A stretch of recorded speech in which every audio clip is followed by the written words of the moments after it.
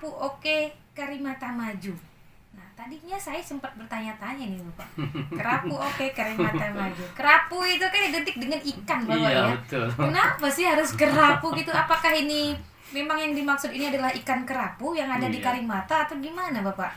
Yang dimaksud itu juga betul sebetulnya ikan ya. Ikan ya? Kan memang Iya. salah satu potensi Oke. di Kepulauan Karimata adalah ikan kerapu Mm-mm. yang saat ini sedang dibudidayakan. Iya.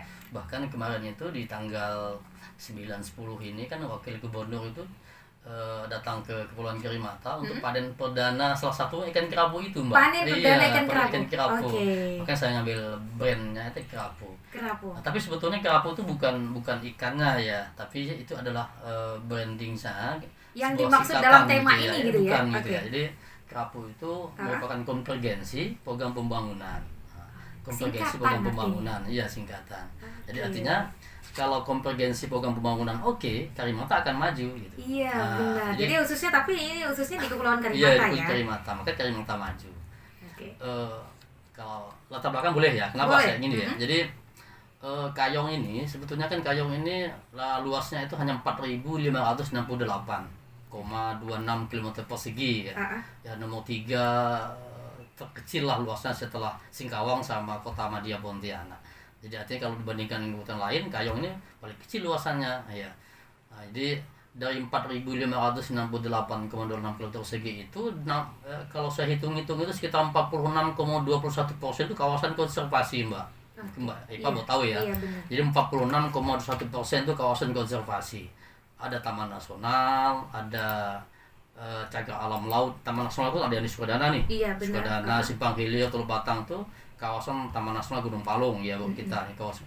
Kemudian ada kawasan konservasi cagar alam laut namanya dan hutan lindung. Hutan lindung, Nah, itu iya. di Kepulauan Karimata yang luasnya itu sekitar 282,37 km persegi. Ya. Itu 67 sekian persen itu kawasan konservasi, Mbak. Coba dibayangkan. Artinya sedikit ya. Kawasan lebih yang besar bebasnya tuh konservasinya, ya, kawasan iya. bebasnya tuh sedikit APL-nya ya. Area pengelolaannya sedikit, hanya sekitar 32 sekian persen gitu ya. Iya. Itu yang pertama ya. Kenapa program ini saya angkat? Jadi tadi Kepulauan Karimata itu salah satu kecamatan di Kabupaten Kayong ini yang sangat cukup luas kawasan konservasinya, sehingga agak terbatas kita untuk melaksanakan pembangunan di sana. Kenapa? Karena kawasan konservasi cagar alam laut ini kalau kita lihat di undang-undang konservasi itu konservasi yang tertinggi. Dia kan ada dua itu, ada kawasan suaka alam, ada kawasan pelestarian alam. Nah, kalau suaka alam itu nggak bisa diapa-apakan, Mbak. Cabut rumput aja nggak boleh itu sebetulnya itu. Iya. Jadi cagar alam Udah laut, ada aturannya iya, ya? ada aturannya gitu ya. Bahkan di Kepulauan Karimata itu cagar alam laut itu ya itu yang sebetulnya sangat membatasi kita dalam proses pembangunan. Nah, jadi kemudian belum lagi hutan lindung gitu ya. Jadi hutan lindung di sepanjang Betok, Padang, Kelumpang itu hutan lindung dan cagar alam laut. Kemudian saya kembali lagi tadi ke bawah, kenapa sih saya lebih fokus pada Kepulauan Karimata ya tadi iya. itu ya. Karena tadi alasan pertama itu adalah 67 sekian persen tugas konservasi. Kemudian kalau kita lihat Karimata itu hanya 3 desa, Mbak. Desa Padang, Betok, Pelapis. Nah, jadi 2 desa itu kawasan konservasi. Jadi Betok dan Pelapis, Betok dan Padang itu kawasan konservasi dan hutan lindung. Nah, makanya kita nggak bisa buat banyak di sana. Itu yang kedua. Kemudian yang ketiga, ya alasan yang ya garis besar aja ya, mungkin untuk informasi bagi pemirsa di manapun berada ya. Kemudian yang ketiga bahwa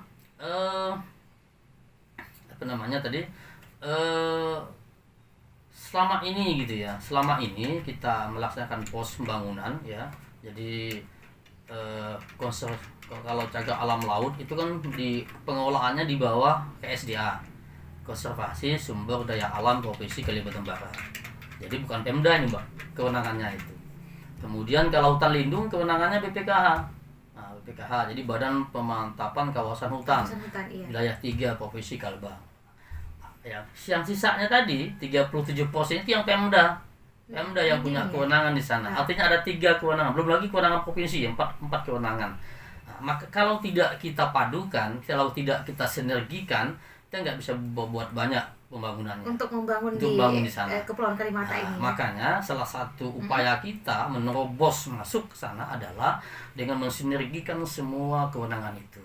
Jadi sinergi ini nanti wujudnya adalah konvergensi program pembangunan. Itu intinya seperti itu. Tadi udah disampaikan sama Bapak sendiri mengenai latar belakang dari tema kita di pagi hari ini. Menariknya adalah di sini adalah kita mendapatkan informasi mengenai ternyata dari sekian banyak wilayah atau sekian besar gitu ya, sekian luasnya wilayah di Kepulauan Karimata itu, sekian besar juga persennya adalah kawasan konservasi. Mungkin itu menjadi hambatan Bapak ya untuk pembangunan tadi ya.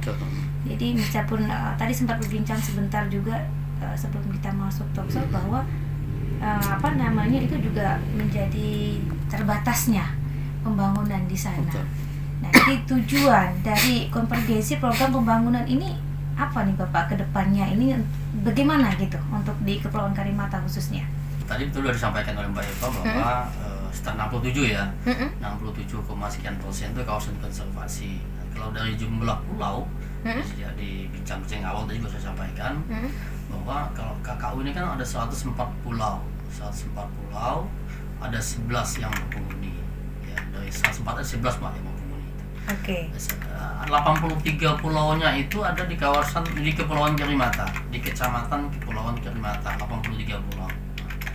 Kemudian kalau kita lihat kembali di peta itu 83 pulau itu 43-nya kawasan konservasi. Seperti bayangkan kan. Dari 83 ini ya. 43 masuk dalam kawasan konservasi cagar alam laut dan hutan lindung.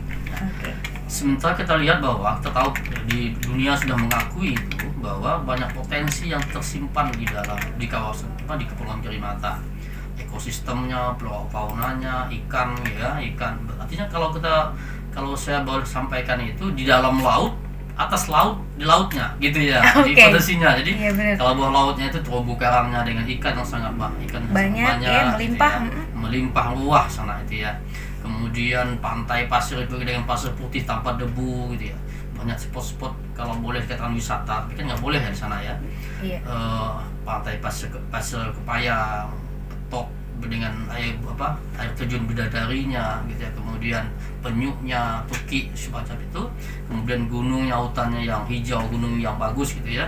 Itu memiliki daya tarik sendiri. Itu potensi-potensi itulah yang sebetulnya harus kita up nih, harus kita kembangkan bersama-sama seperti apa. Jadi ini yang bukan hanya hambatan kendala saja yang kita lihat, tapi juga peluang ini ya, peluang yang begitu besar ya yang mesti kita tangkap kalau ini kita sinergikan ini gitu, kita dengan stakeholder tadi. Nah, sinergi ini adalah untuk mewujudkan tadi konvergensi program pembangunan. Apa sih itu konvergensi program pembangunan? Kan tadi ditanyakan seperti itu.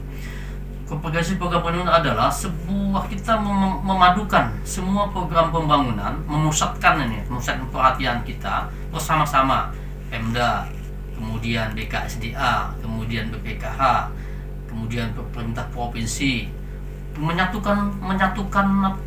memadukan program ini yang kita mulai dengan perencanaan, penganggaran, pelaksanaan dan pemantauan. Nah, maka saya sebut dengan konvergensi program pembangunan. Nah, langkah awal ini akan kita lakukan adalah yaitu dengan menyusun perencanaan landscape Kepulauan Karimata.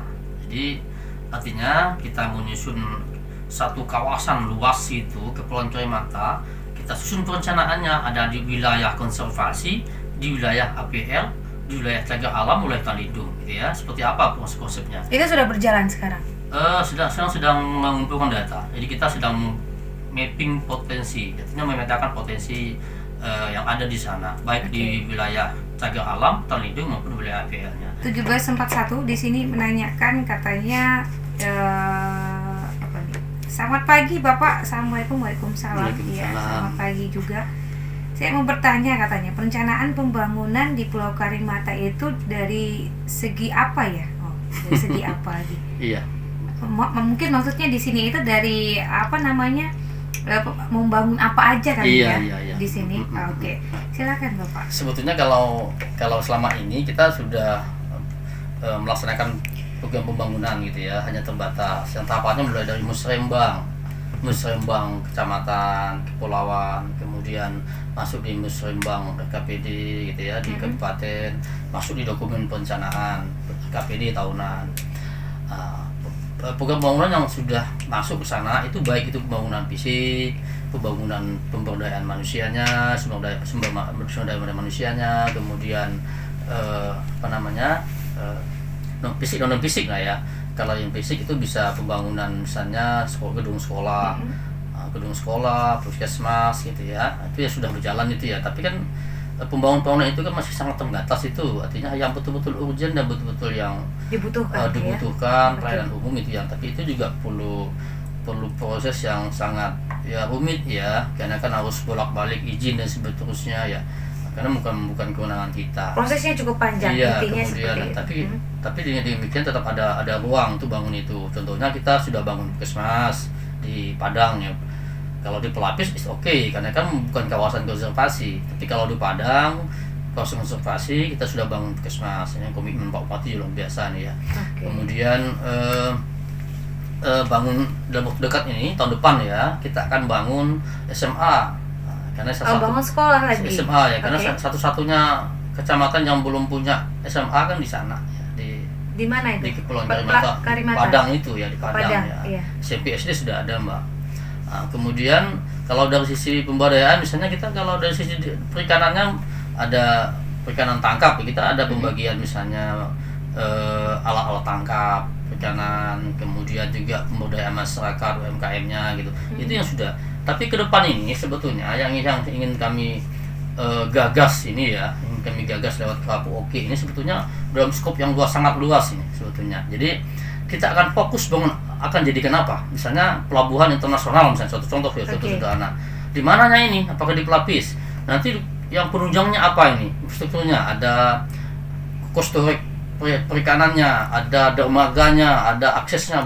Ini yang sangat yang kita inginkan nanti ke depan seperti itu dengan perencanaan yang apa. Tapi yang kedua nanti yang dalam proses pembangunannya bukan hanya maksud kita itu, tapi juga nanti dari BKSDA akan mengembangkan apa nih BKSDA-nya nih, kemudian dari kelautan provinsi, dari pusat juga mungkin gitu, karena kita ada kawasan konservasi itu yang kita inginkan demikian. Harapan Bapak mengenai khususnya pembangunan untuk di Kepulauan Karimata yang paling memang menjadi prioritas Bapak, harapannya ke depan itu seperti apa sih Pak? Tadi di awal mungkin saya sudah menyampaikan latar belakang ya. Latar belakang itu yaitu menjadi alasan harus dikembangkan Kepulauan Karimata. Pertama dari sisi akses ya. Akses kan ya tertinggal, terisolir gitu ya. Kemudian sulit berkembang karena memang dia di kawasan konservasi yang punya kewenangan selain kita gitu ya. Kemudian terisolir karena memang aksesnya sangat jauh, ya kan. Nah, harapan saya ke depan itu bisa teratasi semua gitu. Jadi artinya label terisolir itu akan hilang kalau sudah ada akses yang lancar ke sana. Kemudian sulit berkembang juga akan teratasi kalau misalnya kita sudah bisa mewujudkan ini, artinya tidak lagi sulit berkembang, malah berkembang pesat gitu ya, seperti itu. Jadi harapannya seperti itu, Mbak.